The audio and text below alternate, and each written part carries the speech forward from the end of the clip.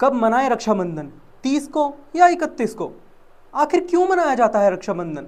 अगर आप भी इन सब सवालों के जवाब जानना चाहते हैं तो बने ही रहिए हमारे साथ वीडियो के अंत तक। अगर आप हमारे चैनल पर नए हैं तो हमारे चैनल को सब्सक्राइब कीजिए और बेल आइकन को दबाना मत भूलिएगा। नमस्कार, स्वागत है आप सबका सिटी वेब न्यूज़ में। आखिर क्यों मनाया जाता है रक्षाबंधन? क्या है इसके पीछे जुड़ी कथा? क्या कहते हैं शास्त्र हमारे रक्षाबंधन के बारे में? आइए जानते हैं। रक्षाबंधन की कथा महाभारत काल से जुड़ी हुई है। महाभारत काल में शिशुपाल की 100 बार गलतियां करने के बाद जब श्री कृष्ण भगवान ने सुदर्शन चक्र से उसका गला काट दिया था, तब सुदर्शन चक्र धारण करने की वजह से उनकी उंगली में एक चीरा लग गया, एक हल्की सी चोट लग गई, जिससे उनका खून बहने लगा उंगली से।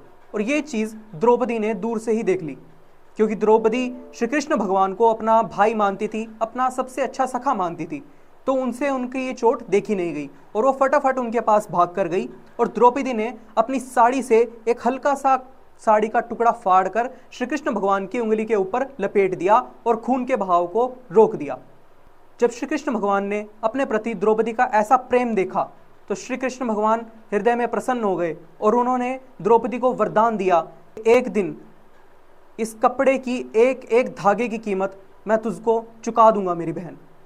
इसके बाद जब द्रौपदी खतरे में आई, उसकी इज्जत खतरे में पड़ गई, जब भरी सभा में द्रौपदी का चीरहरण किया जा रहा था, उसकी लाज को तार तार करने की कोशिश की जा रही थी, दुशासन उसकी साड़ी पकड़कर खींच रहा था, तब द्रौपदी ने श्री कृष्ण भगवान को याद किया और उनसे अर्जी लगाई कि हे माधव, मेरी रक्षा कीजिए।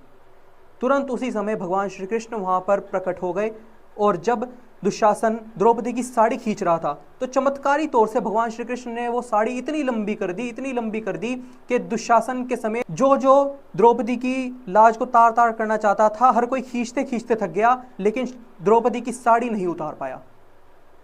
कपड़ों के अंबार लगा दिए श्री कृष्ण भगवान ने, सिर्फ और सिर्फ एक प्रेम से बांधे गए छोटे से कपड़े की वजह से। तभी से हमारे सनातन धर्म में रक्षाबंधन का त्यौहार मनाया जाने लगा। ये रक्षाबंधन का त्यौहार भाई और बहन के प्रेम का प्रतीक होता है, जिसमें बहनें अपने भाई की कलाई पे प्रेम से धागों से बने हुए एक रक्षा सूत्र को बांधती हैं और उनसे उनके प्रेम और रक्षा के वचन को मांगती हैं, और भाई बदले में उनके सर पर हाथ रखकर उनको पूरी जिंदगी रक्षा करने का वचन देते हैं। हमारे भारत देश के अलग अलग राज्यों में यह त्यौहार बड़े ही हर्षोल्लास के साथ मनाया जाता है। अब इस साल यह त्यौहार किस तारीख को मनाया जा रहा है, कब मनाया जा रहा है, क्या शुभ मुहूर्त है, ये सवाल सामने आ रहा है। हर कोई कन्फ्यूजन में है कि रक्षाबंधन 30 तारीख को मनाया जा रहा है या 31 तारीख को मनाया जाए। अब उसका भी जवाब हम आगे देते हैं आपको। अब रक्षाबंधन के सही समय की अगर बात करें तो रक्षाबंधन 30 अगस्त दिन बुधवार को सुबह 11 बजे से शुरू हो रहा है और वो 31 अगस्त सुबह 7:05 तक रहेगा। लेकिन 30 अगस्त को 11 बजे रक्षाबंधन के साथ साथ ही शुरू हो रहा है भद्रकाल। हमारे शास्त्रों के हिसाब से, सनातन धर्म के अनुसार, भद्रकाल के अंदर रक्षाबंधन मनाना, राखी बांधना शुभ नहीं माना जाता, अशुभ माना जाता है।